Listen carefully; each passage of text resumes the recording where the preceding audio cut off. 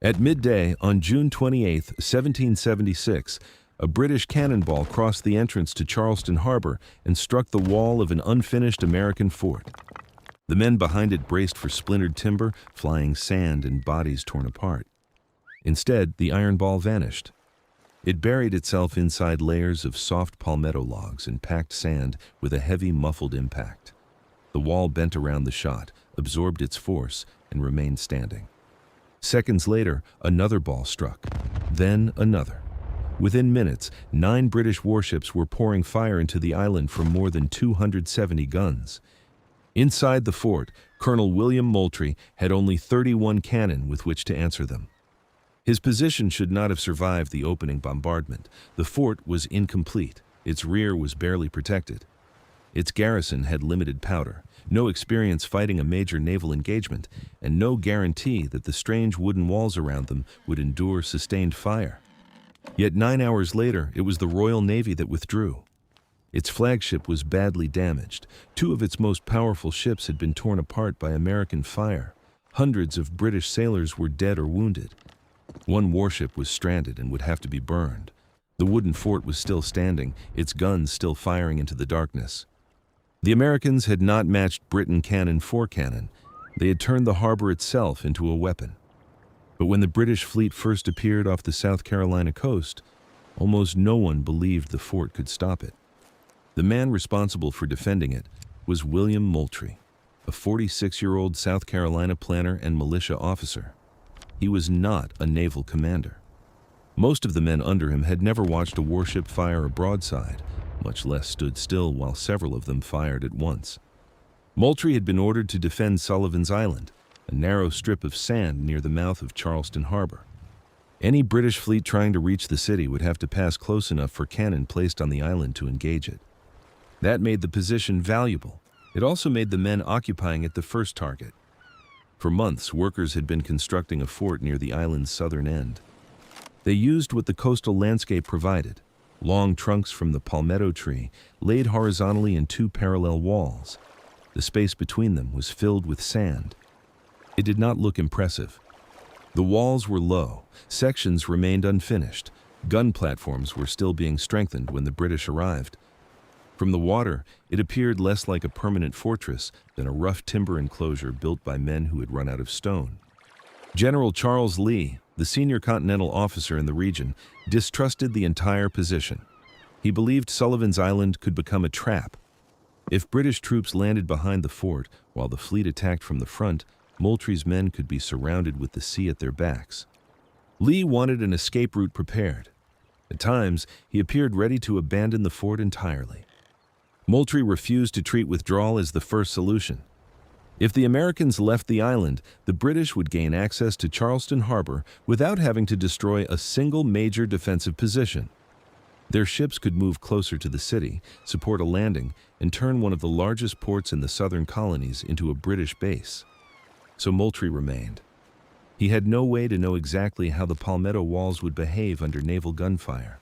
Their softness might absorb the impact of cannonballs.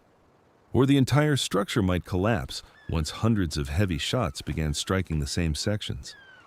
There was no previous battle to provide the answer.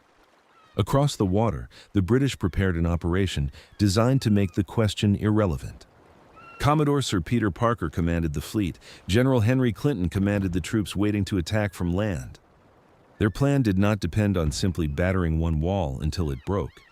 The main warships would engage the fort from the harbor. Lighter vessels would sail around it and fire into the exposed rear. At the same time, Clinton's soldiers would cross from the neighboring island and attack the defenders from the north. If all 3 movements happened together, Moultrie would face cannon fire from 2 directions and infantry from a third. The British were not approaching Sullivan's Island as careless amateurs. Their sailors were trained professionals.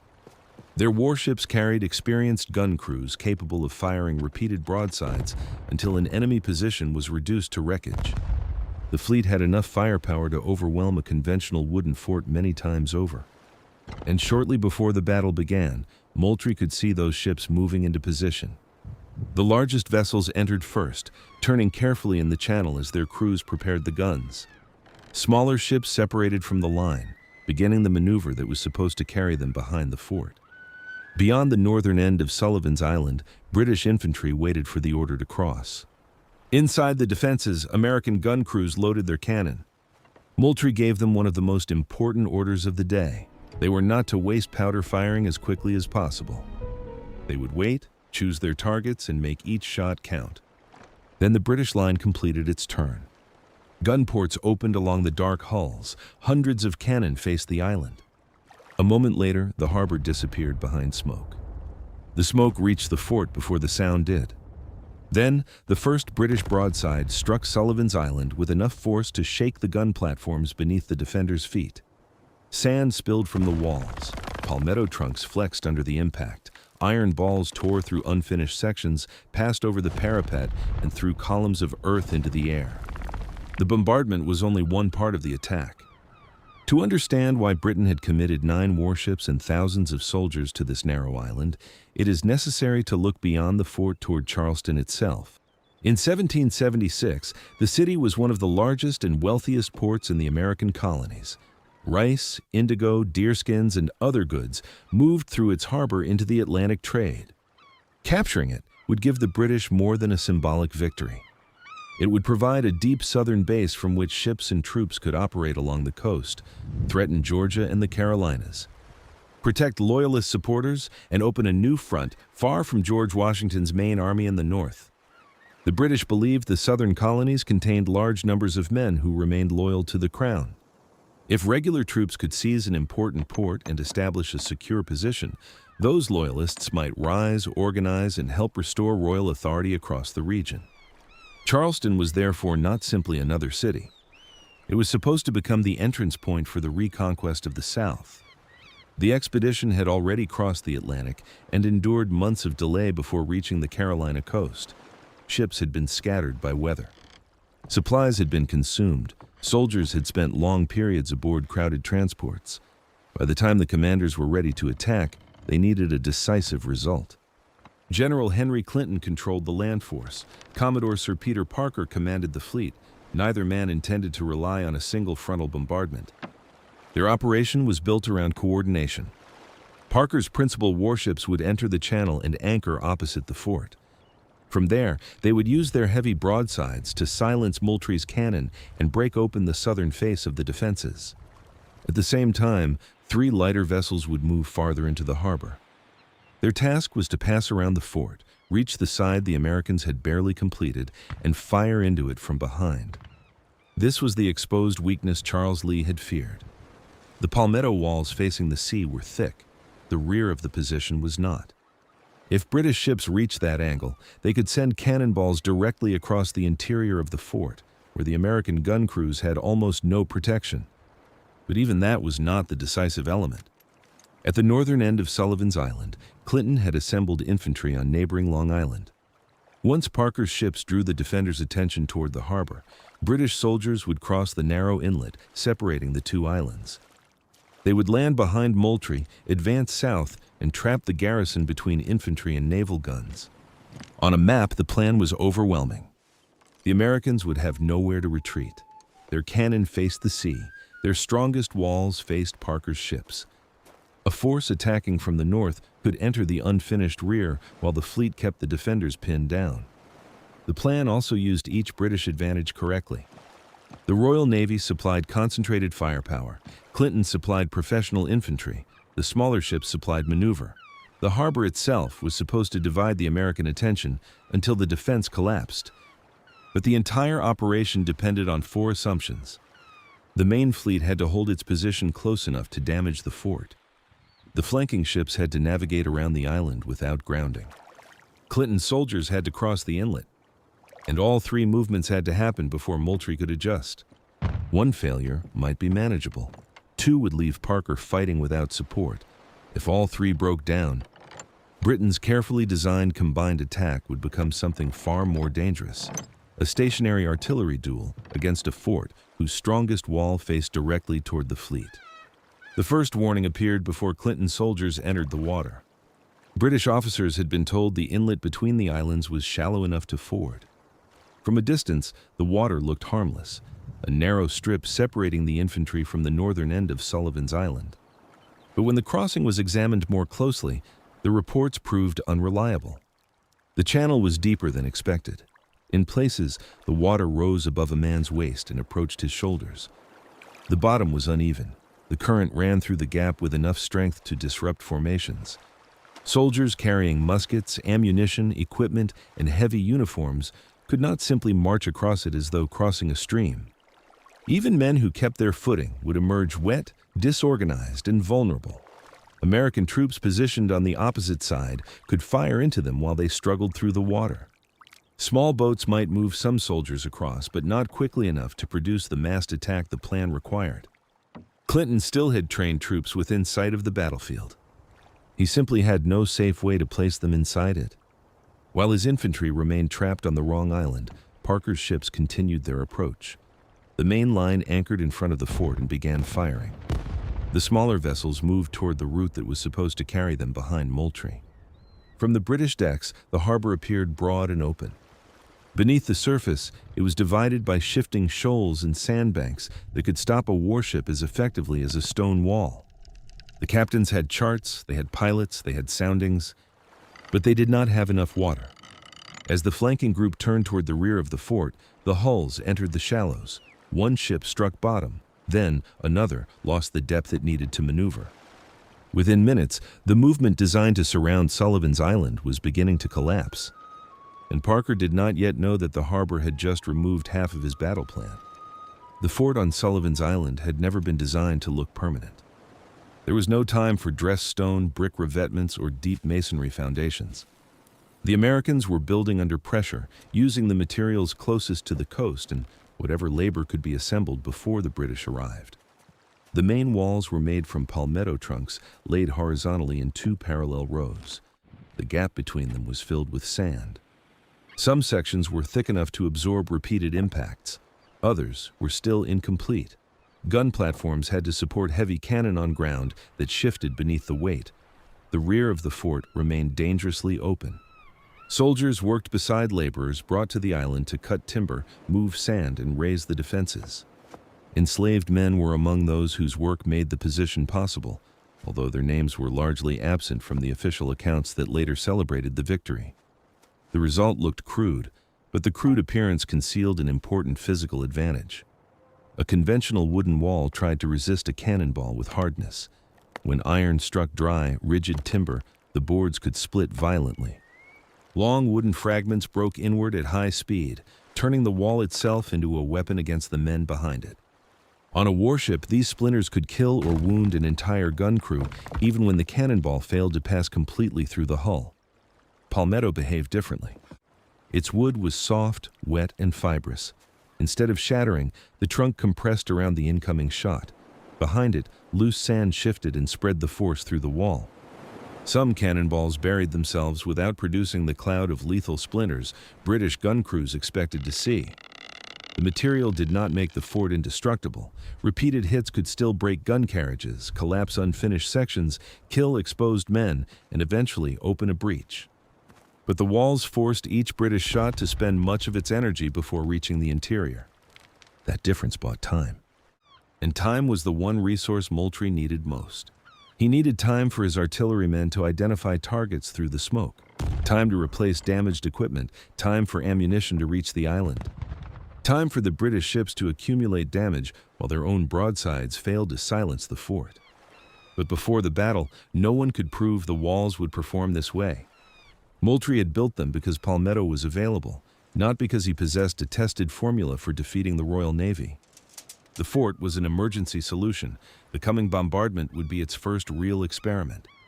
General Charles Lee did not like experiments conducted with an entire garrison trapped on an island. Lee had recently arrived in the South with a reputation as an experienced professional soldier.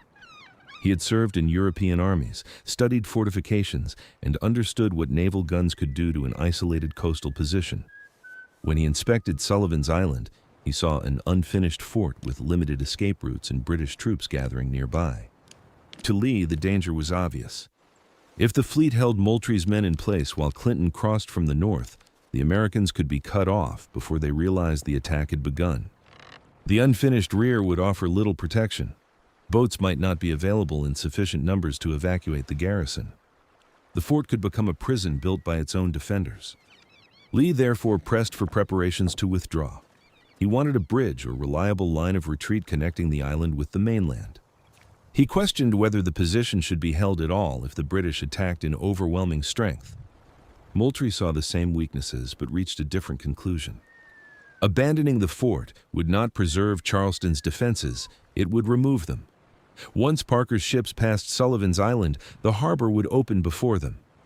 British troops could land closer to the city under naval protection, while American forces tried to defend a long coastline without a fixed position strong enough to contest the channel. The island was dangerous because it was exposed. It was valuable for exactly the same reason. Moultrie did not need to destroy the British fleet. He needed to prevent it from passing. If the fort remained operational, Parker could not safely sail deeper into the harbor while its guns threatened the channel. Even an incomplete defense could deny movement if its artillery continued firing. That shaped the orders Moultrie gave his men before the first broadside. They were not to fire simply because a ship entered range. They were not to answer every British cannon with an immediate shot. Powder was too scarce, and the supply route to the island too uncertain. The gunners would wait until they had a clear target. They would concentrate on the largest ships and aim low, where cannonballs could damage hulls, gun decks, and steering equipment. A slow hit was more valuable than 3 hurried misses. This discipline placed enormous pressure on individual gun crews. British broadsides would arrive in waves, filling the fort with smoke and noise. Men under that kind of fire naturally wanted to load faster, fire faster, and feel that they were doing something in return. Moultrie's plan required them to resist that instinct. They had to remain exposed, watch the enemy through the smoke, and wait. By the morning of June 28th, the last opportunity to reconsider had disappeared. British ships began moving into the harbor. The main vessels approached the southern face of the fort. The lighter ships separated toward the route that would take them around the American position. Across the inlet, Clinton's soldiers prepared to move. Lee's prediction of a 3-sided attack appeared to be coming true. Inside the fort, the men stood beside loaded cannon while British gun ports opened across the water. No one yet knew whether the palmetto walls would absorb the first broadside or collapse under it. The British plan began to fail before most of the men inside the fort understood what was happening. At the northern end of Sullivan's Island, General Henry Clinton's infantry was still waiting to cross from neighboring Long Island. From a distance, the inlet between them looked narrow enough to force. British officers had been told the water was shallow. The assumption had shaped the entire land attack. It was wrong. When men tested the channel, they found water deep enough in places to rise toward the shoulders. The bottom was uneven, the current strong, and the crossing exposed. A soldier carrying a musket, ammunition box, cartridge pouch, bayonet, and heavy clothing could not move through it in formation. Even if he kept his footing, his powder might be ruined before he reached the opposite shore. And the Americans were waiting. Riflemen and artillery could cover the northern approach. Any British column struggling through the inlet would arrive wet, scattered, and unable to respond effectively. Clinton had trained troops, boats, and naval support within sight of the objective, but none of them solved the central problem. He could not put enough infantry across the water quickly enough to create the attack the plan required. The British Army had not been defeated. It had been removed from the battle by a mistake in reconnaissance. That left Parker's fleet to execute the operation alone. The main warships had already anchored opposite the fort and opened fire. Their broadsides rolled across the harbor in sequence, each discharge throwing flame from the gun ports and driving the ship sideways against their anchor cables. Smoke spread low over the water until hulls disappeared and reappeared like dark shapes inside a storm. But Parker still had another way to break the position. 3 vessels had been assigned to move beyond the main line and pass around the fort. If they reached the rear, they could fire into the unfinished side where the palmetto walls offered little protection. Their guns would rake the interior from end to end, striking exposed crews, ammunition stores, and the backs of the main batteries. This was not a secondary maneuver. It was the part of the plan meant to make the frontal bombardment decisive. The flanking ships moved forward. Their captains followed the available channels, relying on pilots, charts, and depth soundings. Yet Charleston Harbor was not an open sheet of water. Beneath its surface lay sandbanks shaped by tide, current, and storms. A channel deep enough for a smaller vessel could become a trap for a loaded warship, drawing several more feet of water. The first warning came when one hull touched bottom. Then another vessel lost speed. Sails were adjusted, anchors were shifted. Crews worked to pull the ships free before the tide changed. But the more they maneuvered, the farther they drifted from the route that would carry them behind the fort. HMS Sphinx and HMS Siren eventually managed to escape the shoals. HMS Actaeon did not. The frigate drove onto a sandbank and remained there, caught beyond the main fighting line. Her crew tried to lighten the vessel and pull her free, but the harbor held her in place. And here, the shape of the battle changed. The British had designed an attack from 3 directions: Parker's ships from the front, the flanking squadron from the rear, and Clinton's infantry from the north. The inlet stopped the soldiers. The sandbanks stopped the ships. What remained was a direct artillery duel between the Royal Navy and the strongest face of Moultrie's fort. The Americans could now concentrate. Moultrie no longer had to divide large numbers of men to defend the open rear. He did not have to turn guns away from the harbor to meet infantry advancing down the island. Nearly every usable cannon could remain trained on Parker's main line. The geography had not made the British harmless. The warships still carried many times the fort's firepower. Their crews were experienced, their guns heavy, and their position close enough for repeated broadsides. But the fleet had lost its ability to maneuver around the defense. That mattered because a ship and a fort fought under different conditions. The fort stood on fixed ground. Once an American gun crew found the correct range, the target remained in roughly the same place. A British ship rose and fell with the water. Every discharge filled its gun deck with smoke. Recoil drove the cannon backward. The hull pulled against wind, tide, and anchor cables. Gunners had to reload while the platform beneath them moved. The British could fire faster. The Americans could aim more deliberately. Moultrie reinforced the order he had given before the battle. Do not waste powder. Wait until the smoke clears. Choose a ship. Aim low. The largest targets were Parker's 2 most heavily engaged vessels, HMS Bristol and HMS Experiment. Their broad wooden hulls carried powerful batteries, but they also presented wide surfaces to American cannon positioned only a short distance away. A low shot could tear through the side near the waterline.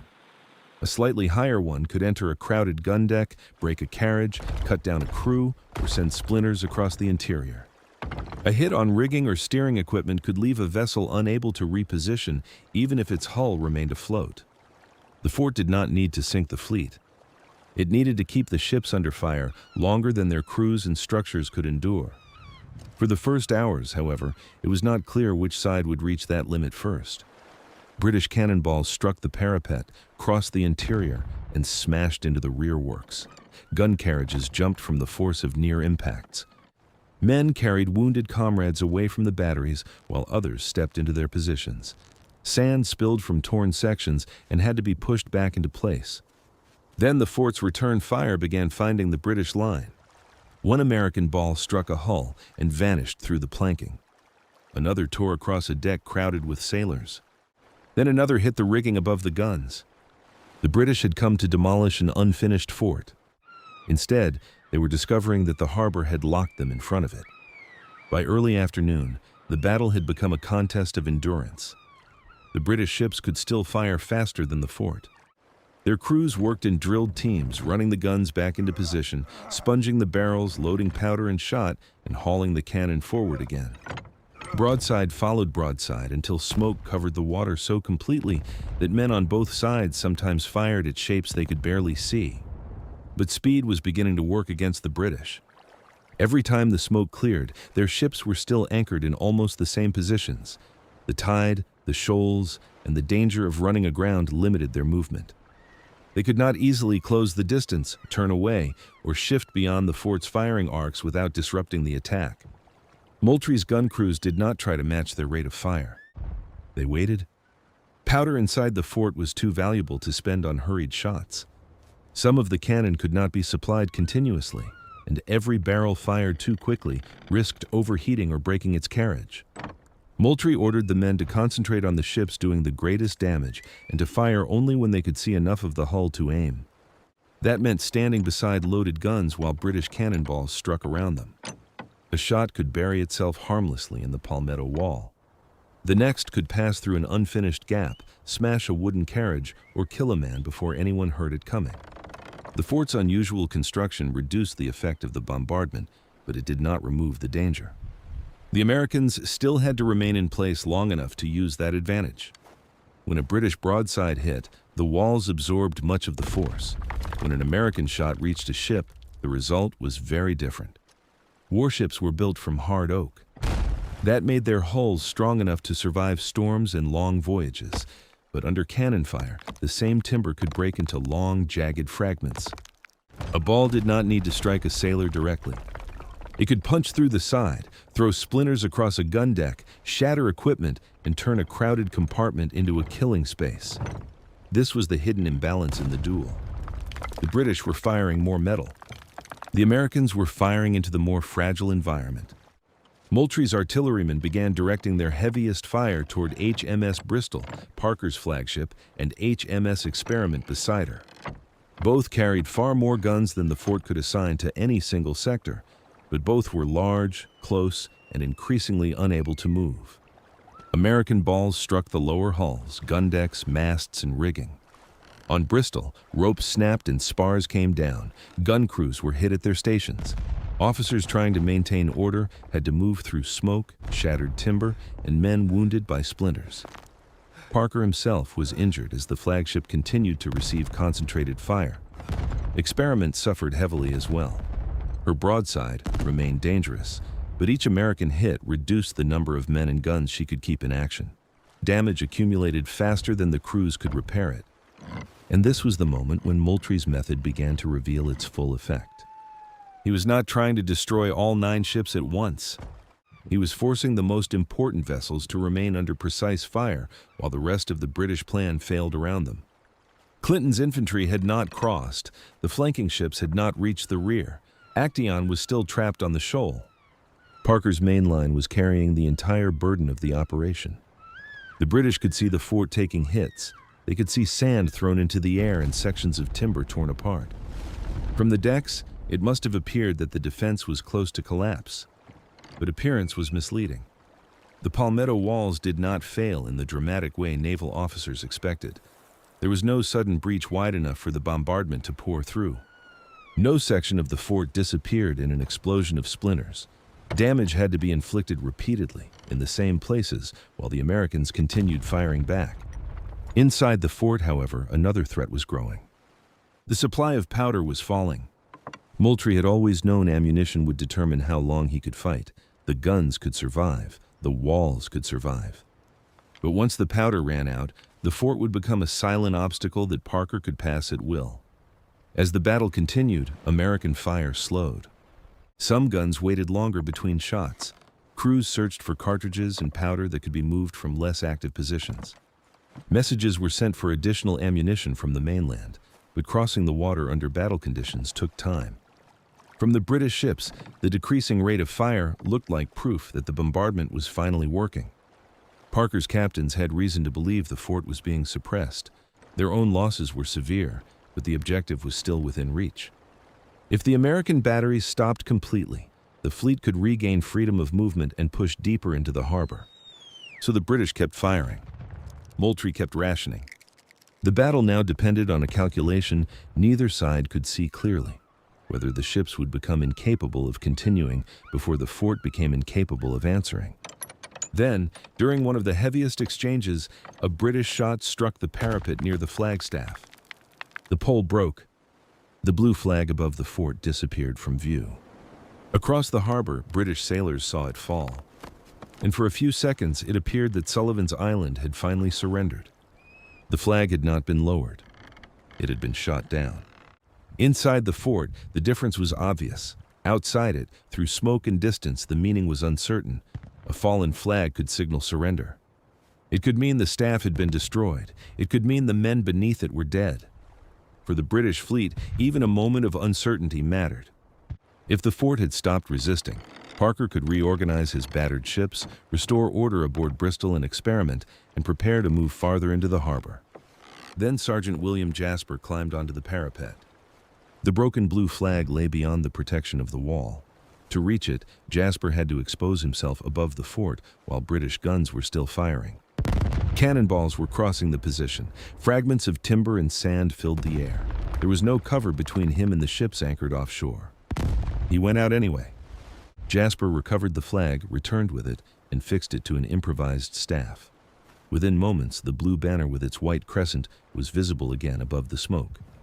The act did not repair a gun, replace lost powder, or close a damaged wall. But it communicated something every man in the harbor understood. The fort was still occupied. The defenders had not surrendered. And the British bombardment had not broken their control of the position. For the American soldiers inside, the restored flag also removed the most dangerous possible misunderstanding. Men in Charleston watching the battle could see that the garrison remained in action. Boats carrying ammunition toward the island had a clear signal that the position was still being held. The fight had not ended. Soon, additional powder began reaching the fort. Moultrie's guns, which had slowed under the ammunition shortage, started firing with greater regularity. The British had interpreted the silence as collapse. Instead, American cannon reopened against ships that were now more vulnerable than they had been at the start of the battle. Bristol had absorbed repeated hits. Her rigging was torn, her masts damaged, and much of her ability to maneuver had been reduced. The flagship's deck was crowded with wounded men and broken equipment. Parker had been struck by splinters and fragments, but remained in command while his ship continued exchanging fire with the fort. Experiment was also suffering heavily. Her captain, Alexander Scott, was wounded. Gun crews had been reduced. Cannon that had opened the battle with disciplined speed were now operating through smoke, debris, and mounting casualties. Yet neither ship could simply withdraw without consequences. Turning away under fire would expose vulnerable sections of the hull and disrupt the formation. Other vessels might be forced to move at the same time, risking collision or grounding in the restricted channel. The fleet had entered the battle expecting the fort to fail first. Now, every attempt to remain in position caused more damage, while every attempt to leave demanded movement through dangerous water. The harbor had become a mechanism of attrition. The palmetto walls absorbed punishment. The sandbanks restricted movement. The current separated Clinton's infantry from the battle. And Moultrie's controlled fire concentrated damage on the ships that mattered most. The Americans were not defeating the Royal Navy by matching its power. They were converting British firepower into wasted effort while making each American shot count against targets that could not easily escape. By late afternoon, the duel had changed in character. At the beginning, the British had fired to destroy the fort. Now they were firing to justify remaining in front of it. Every additional broadside consumed powder, damaged guns, and exposed crews who had already taken severe losses. Parker still possessed overwhelming numerical firepower, but much of that advantage had lost its purpose. The ships could strike the fort again and again, yet they could not create the breach that the infantry was supposed to exploit. There was no infantry. There was no flanking squadron behind the fort. There was only the same thick wall, the same American batteries, and the same narrow channel. This was the point the British plan could no longer recover. Even if Parker silenced several cannon, Moultrie could shift men between positions. Even if another section of wall collapsed, there was no ground force ready to enter it. Even if the ships continued firing until darkness, they would still have to pass the fort afterward while damaged and operating in unfamiliar shoals. The defenders did not need a dramatic final blow. They only needed to remain functional. That was what made the fort so difficult to defeat. Its purpose was not to survive without damage. It was to absorb damage without losing the ability to deny the channel. As evening approached, American fire continued to strike Bristol and Experiment. British return fire remained heavy, but less coordinated than it had been in the morning. Gun crews were exhausted. Officers had been wounded. Rigging hung loose above the decks. Some cannon were no longer usable. The light began to fade over Charleston Harbor. Smoke settled across the water. Inside the fort, men kept loading. On the British flagship, Parker faced the decision the entire operation had been designed to avoid. He could continue firing into darkness against a position that still answered every attack. Or he could order the most powerful navy in the world to retreat from a wall made of sand and trees. Night settled over Charleston Harbor, but the guns did not stop immediately. For hours, Parker's ships had remained in front of the fort because withdrawal carried its own danger. Damaged rigging made movement difficult. The channel was narrow. Shoals surrounded the formation. Turning large warships in darkness while American cannon were still firing risked grounding more vessels or exposing them to shots along the length of their decks. But remaining in place was no longer achieving anything. The fort had not been silenced. Clinton's infantry had not crossed the inlet. The ships assigned to attack from the rear had failed to reach their position. HMS Actaeon was still fixed to the sandbank beyond the help of the main line. Parker had begun the day with a combined operation. By evening, every part of that operation had become isolated. The order to withdraw was given. One by one, the surviving British ships cut or shifted their anchor cables and began moving away from Sullivan's Island. The retreat was slow. Bristol and Experiment had suffered too much damage to leave quickly. Their crews worked in darkness among wrecked cannon, torn sails, fallen spars, and wounded men. The Americans continued firing as long as targets remained visible. Then the shapes of the ships disappeared into the smoke and fading light. For the first time in 9 hours, the fort became quiet. Moultrie's position was battered. Parts of the walls had been struck repeatedly. Gun carriages and equipment were damaged. Men had been killed and wounded. The interior was covered with sand, broken timber, tools, ammunition containers, and fragments carried through the fort by British fire.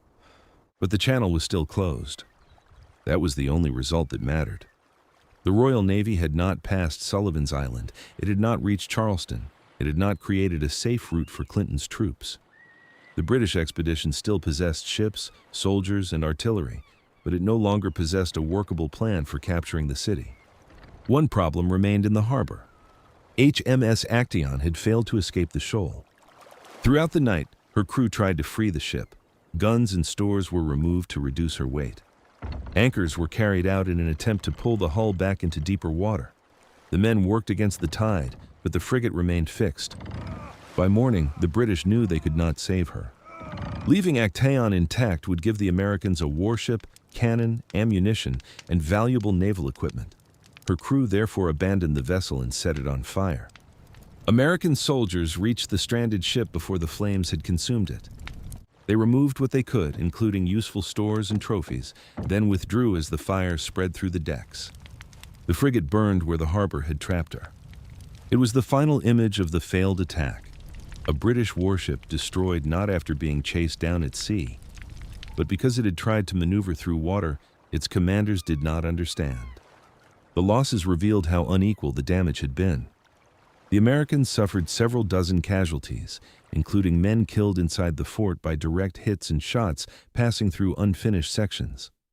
The British lost far more. Bristol and Experiment alone had absorbed devastating punishment. Officers, sailors, and Marines had been killed or wounded in crowded gun decks where every penetrating shot created splinters and chaos. Commodore Parker survived, but he had been wounded. His flagship had been badly damaged. The fleet that entered the harbor expecting to destroy the fort in hours now needed repairs before it could undertake another major action. The Army and Navy soon began blaming each other. Clinton argued that the fleet had failed to create the conditions necessary for a landing. Naval officers could point toward the inlet and ask why the infantry had never entered the battle. Both complaints concealed the same truth. The operation had depended on coordination, and the British had never secured the terrain required to coordinate it. Their mistake was not that they underestimated one courageous soldier or one unusual tree. They misunderstood the entire defensive system. The palmetto walls mattered because they absorbed cannon fire that would have shattered conventional timber. The sand mattered because it distributed the force and allowed damaged sections to remain functional. The fort's fixed platforms mattered because American gunners could aim more carefully than crews firing from moving decks. The shoals mattered because they stopped the flanking squadron and restricted the main fleet's movement. The inlet mattered because it kept Clinton's infantry outside the battle. Moultrie's fire discipline connected all of those advantages. By conserving powder and concentrating on the most important ships, he turned time into a weapon. Every hour the walls survived gave his guns another opportunity to damage vessels that could not complete their maneuver. That was how the weaker force won. not by producing more firepower, but by forcing the stronger force to use its firepower in the least effective way possible. The consequences extended far beyond the island. Charleston remained under American control. The British failed to establish the southern base they had expected to use for restoring royal authority. The defenders gained a victory only days before the Declaration of Independence was adopted in Philadelphia, giving the rebellion proof that the Royal Navy could be resisted under the right conditions. Britain would eventually return to the South with a different strategy and far greater success. But for nearly 3 years, no comparable British offensive threatened Charleston. The fort was later named Fort Moultrie. William Jasper became celebrated for raising the fallen flag. The palmetto tree became inseparable from the memory of the battle and eventually from the identity of South Carolina itself. But the most important lesson of Sullivan's Island was larger than any symbol. Britain arrived with the superior fleet, the larger army, and the professional crews. Moultrie possessed an unfinished position built from local materials by men with limited ammunition. The difference was that the Americans understood what their position had to do. It did not have to destroy 9 ships. It only had to remain dangerous long enough for the harbor, the walls, and British overconfidence to do the rest. The wooden fort defeated the fleet because it transformed every British advantage into a limitation. And once Parker's ships entered that narrow firing line, they discovered too late that the fort was not the only weapon aimed at them. If you want more battles explained through the military mechanisms that actually decided them, subscribe to the channel. And tell us in the comments, what mattered most at Sullivan's Island? The palmetto walls, Moultrie's controlled fire, or the British failure to coordinate the fleet and infantry? And where are you watching from?